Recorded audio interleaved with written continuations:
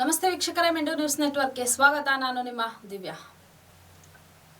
ಮೂಡ ಸೇರಿ ವಿವಿಧ ಹಗರಣಗಳ ವಿರುದ್ಧ ಮೈತ್ರಿ ಪಕ್ಷಗಳಾದಂತಹ ಬಿಜೆಪಿ ಹಾಗೂ ಜೆಡಿಎಸ್ ಸಿಎಂ ಸಿದ್ದರಾಮಯ್ಯ ಅವರ ವಿರುದ್ಧ ಪಾದಯಾತ್ರೆಯನ್ನು ಹಮ್ಮಿಕೊಂಡಿದ್ದಾರೆ.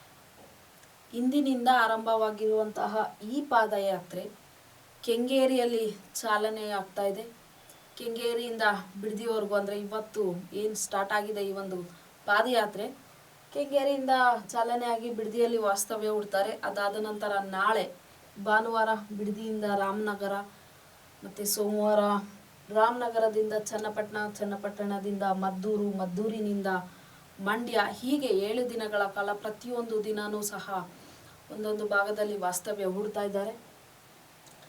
ಮತ್ತು 6ನೇ ದಿನ ಮಂಡ್ಯದಿಂದ ಶ್ರೀರಂಗಪಟ್ಟಣ, ಶ್ರೀರಂಗಪಟ್ಟಣದಿಂದ ಮೈಸೂರುವರೆಗೂ 7 ದಿನಗಳ ಕಾಲ ಈ ಒಂದು ಪಾದಯಾತ್ರೆ ಇದೆ.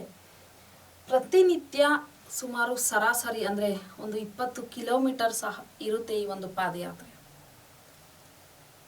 ಜೆಡಿಎಸ್ ಹಾಗೂ ಮೈತ್ರಿ ಪಕ್ಷ ಎರಡೂ ಪಕ್ಷಗಳಿಂದಲೂ ಸಹ ಕಾರ್ಯಕರ್ತರು ಇರ್ತಾರೆ. ವಯಸ್ಸಾದವರು ಇರ್ತಾರೆ, ಅಥವಾ ಅವರಿಗೆ ಏನೋ ಒಂದು ಹೆಲ್ತ್ ಇಶ್ಯೂಸ್ ಅಂದರೆ BP, ಶುಗರ್ ಈ ಥರ ಕಾಯಿಲೆ ಇರುವಂಥವರು ಸಹ ಇರ್ತಾರೆ. ಹಾಗಾಗಿ 20 ಕಿಲೋಮೀಟರ್ ಅಷ್ಟೇ ಈ ಒಂದು ಪಾದಯಾತ್ರೆ ಇರುತ್ತೆ ಒಂದು ದಿನಕ್ಕೆ ಅನ್ನೋ ಒಂದು ಮಾಹಿತಿ ಇದೆ. ಇನ್ನು ಈ ಒಂದು ಪಾದಯಾತ್ರೆಯಲ್ಲಿ ಸುಮಾರು 10,000 ಜನ ಕಾರ್ಯಕರ್ತರು ಇರ್ತಾರೆ. ಎರಡೂ ಪಕ್ಷ, ಮೈತ್ರಿ ಪಕ್ಷಗಳೇನಿದೆ, ಎರಡೂ ಪಕ್ಷದ ಕಾರ್ಯಕರ್ತರು, ನಾಯಕರು ಎಲ್ಲರೂ ಸೇರಿ ಒಟ್ಟಾಗಿ ಒಂದು 10,000 ಮಂದಿ ಇರ್ತಾರೆ ಅನ್ನೋ ಒಂದು ಮಾಹಿತಿ ಕೂಡ ಇದೆ.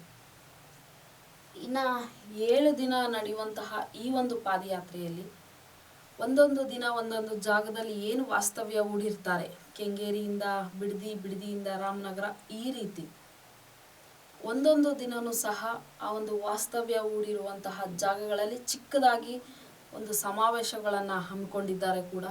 ಇದಾದ ನಂತರ 7ನೇ ದಿನ ಮೈಸೂರಿಗೆ ಏನು ತೆರಳಿರ್ತಾರೆ, ಆ ಒಂದು ಕೊನೆಯ ದಿನ ಸಮಾವೇಶ ಇಟ್ಕೊಂಡಿದ್ದಾರೆ. ಆ ಒಂದು ಸಮಾವೇಶಕ್ಕೆ ಅಮಿತ್ ಶಾ ಕೂಡ ಬರ್ತಿದ್ದಾರೆ ಅನ್ನೋ ಒಂದು ಮಾಹಿತಿ ಇದೆ. ಇದು ಒಂದು ಕಡೆ.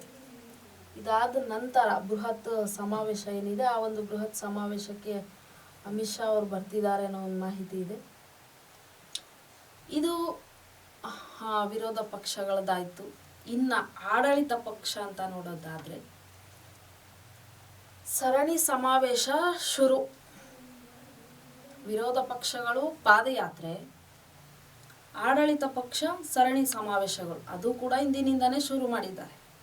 ಇವರು ವಿರುದ್ಧ ವಿರೋಧ ಪಕ್ಷಗಳಲ್ಲೂ ಸಹ ಅಂದರೆ BJP ಆಗಿರಬಹುದು, JDS ಆಗಿರಬಹುದು, ಈ ಪಕ್ಷಗಳಲ್ಲೂ ಸಹ ಹಲವಾರು ಹಗರಣಗಳಿದೆ, ಇದನ್ನು ನಾವು ಸಹ ಜನಕ್ಕೆ ಹೇಳ್ತೀವಿ ಅನ್ನೋ ರೀತಿಯಲ್ಲಿ ಆಡಳಿತ ಪಕ್ಷ ಕಾಂಗ್ರೆಸ್ ಸಹ ಇಂದಿನಿಂದನೇ ಈ ಒಂದು ಸಮಾವೇಶನ ಇಟ್ಕೊಂಡಿದ್ದಾರೆ.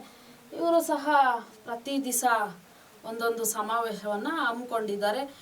ವಿರೋಧ ಪಕ್ಷಕ್ಕೆ ತಿರುಗೇಟು ಕೊಡೋದಕ್ಕೆ, ಒಂದು ಟಾಂಗನ್ನು ಕೊಡೋದಕ್ಕೆ. ಈ ಸರ್ಕಾರ BJP ಆಗಿರ್ಬೋದು, JDS, ಕಾಂಗ್ರೆಸ್, ಎನಿವನ್ ಯಾವುದೇ ಒಂದು ಪಾರ್ಟಿ ಆಗಿರಲಿ, ಬರೀ ಅವ್ರಿಗೆ ಇವ್ರು ಟಾಂಗ್ ಕೊಡೋದು, ಇವ್ರಿಗೆ ಅವರು ಟಾಂಗ್ ಕೊಡೋದು. ಅವರಲ್ಲಿ ಹಗರಣ ಇದೆ ಅಂತ ಇವರು, ಇವರಲ್ಲಿ ಹಗರಣ ಅಂತ ಇವರು. ಎಷ್ಟೋ ಜನ ಹೊರ ರಾಜ್ಯಗಳಲ್ಲಿ ನೋಡ್ತಾ ಇದ್ದೀವಿ, ಎಷ್ಟು ಸಾವು ನೋವುಗಳಾಗ್ತಾ ಇದೆ, ಅದ್ರ ಬಗ್ಗೆ ಯಾರು ತಲೆ ಕೆಡಿಸ್ಕೊಳ್ತಾ ಇಲ್ಲ. ನಮ್ಮ ರಾಜ್ಯದಲ್ಲೂ ಸಹ ನಿನ್ನೆ ಕೊಳ್ಳೇಗಾಲ ಈ ಭಾಗಗಳಲ್ಲಿ ಸಹ ಅತಿ ಹೆಚ್ಚು ಮಳೆಯಾಗಿ ಅಲ್ಲೂ ಸ್ವಲ್ಪ ಹಾನಿ ಆಗಿದೆ.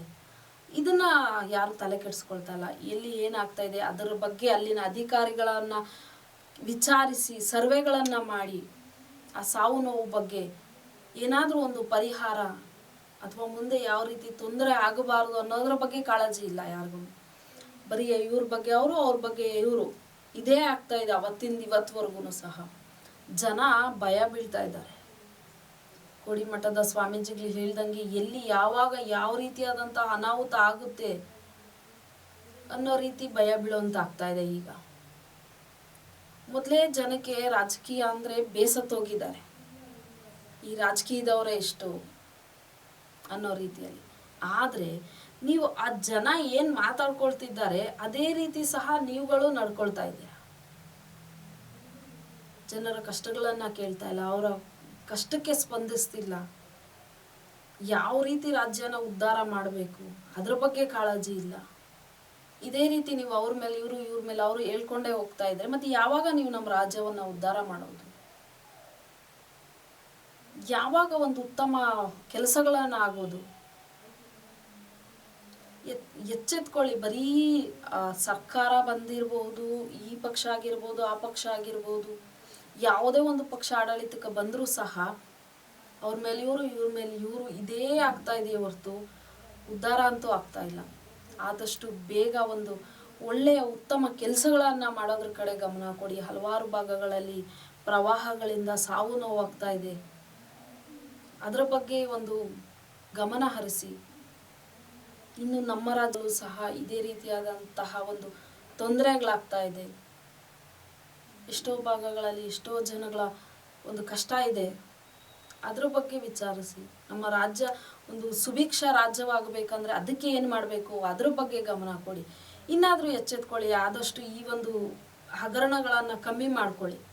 ಈ ವಿಚಾರದಲ್ಲಿ ಏನೇನಾಗ್ಬೋದು ಅಂತ ನೋಡೋಣ. ಇದಾಗಿತ್ತು ಈ ಕ್ಷಣದ ಸುದ್ದಿ. ನಿರಂತರ ಸುದ್ದಿಗಾಗಿ ನೋಡ್ತಾ ಇರಿ ಮೆಂಡು ನ್ಯೂಸ್ ನೆಟ್ವರ್ಕ್. ಮೆಂಡು ನ್ಯೂಸ್ ನೆಟ್ವರ್ಕ್, ಸತ್ಯದ ಕನ್ನಡಿ.